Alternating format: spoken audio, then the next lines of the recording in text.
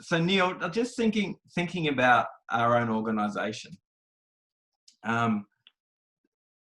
This reality we're talking about. How do you lead in such a way as within an organisation to allow this reality to flourish?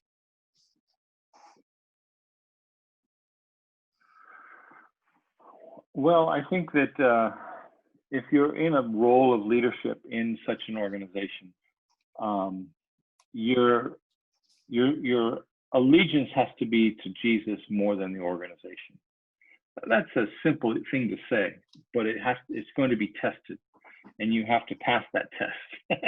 Because I think God knows already where your heart is, but he wants you to understand where your heart is. And so he's going to test you.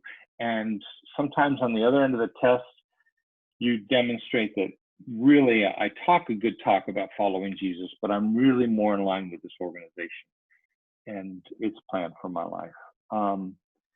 So you will be tested, and you need to demonstrate that you will surrender to Christ above everything else.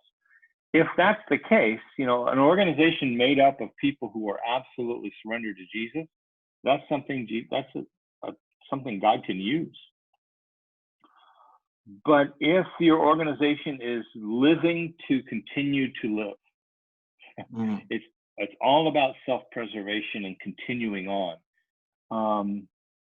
then I think it's going to have all kinds of weights holding it back. And it won't give freedom and permission to those who do hear the voice and want to follow after that. So the people I know that serve in leadership in such organizations, they release and empower people, and they don't ever feel like the people are their people, and the agenda for their life comes from me. It doesn't. It comes from Christ. And if you have your mind around that, then you are actually able to release and empower people to do all kinds of things outside of the norms of the organization, because that's where it's going to happen. Trust me. What's happening within the organization is not going to change the world, or it would have changed it already. We've done enough of it to prove this experiment. It's going to have to be something done outside. And so in order to do something outside, we have to release the resources we have into the outside to create something new, to thrive out there in the world, in the mission field. For that to happen, you have to have leaders in place that see that as a goal, as a desire, as an agenda, and in order to do that, they release people to do that without holding on to them and keeping them back. And most organizations I've been acquainted with, there's a default reaction to hold everything back, to contain things, to control things, to let small minority voices have much more influence in an organization than they should. And we actually think that's godly, because we think, we all have to move forward together, or we're sinning in some way. And that's not true. It's not everybody all at once. There's a few people that may move forward, and we need some people in the organization to provide blocking for those people, to protect them, to let them go, to empower them, to celebrate them when they see something, and not pull them back in and make them conform to everything we've been for the last 100 years. So I think that's what's necessary for leadership in such an organization. It's rare. Typically, the people who rise up to leadership in an organization are the people who contribute the most to maintaining things the way they are. And so when you have been around for a long time, then all those managerial types that will keep things the way they are rise to a place of power, and they're not typically the ones that release people.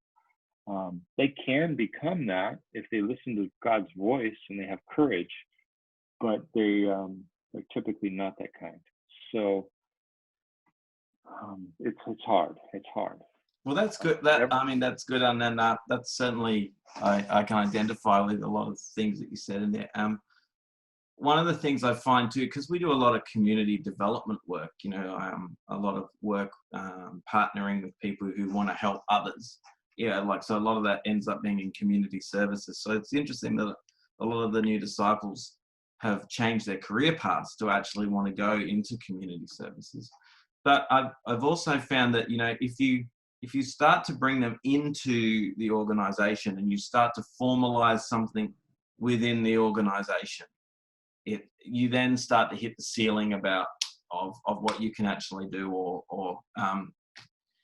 so I've kind of resolved myself to keep the partnerships happening, but to keep the entities separate from the organization. That's kind of how we're seeing that work.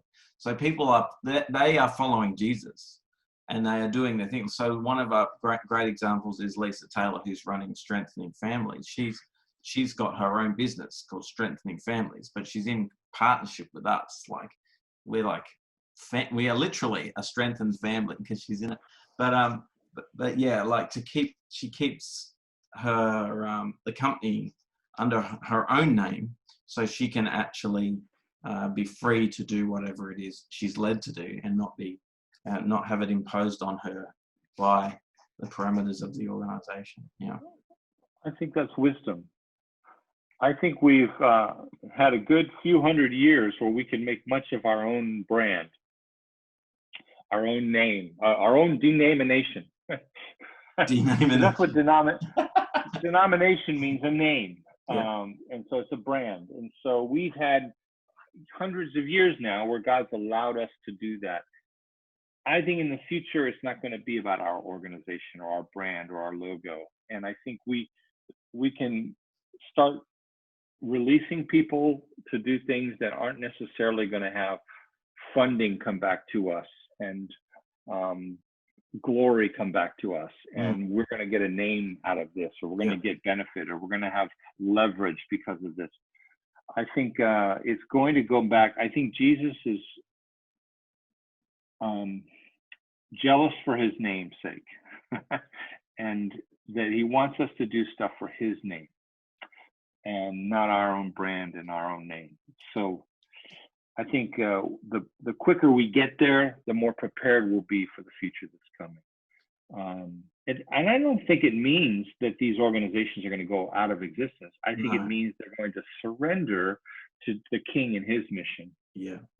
Not all will be able to, but those who surrender that way, they will glorify in God's kingdom, no matter where that celebration happens or what name is given to it.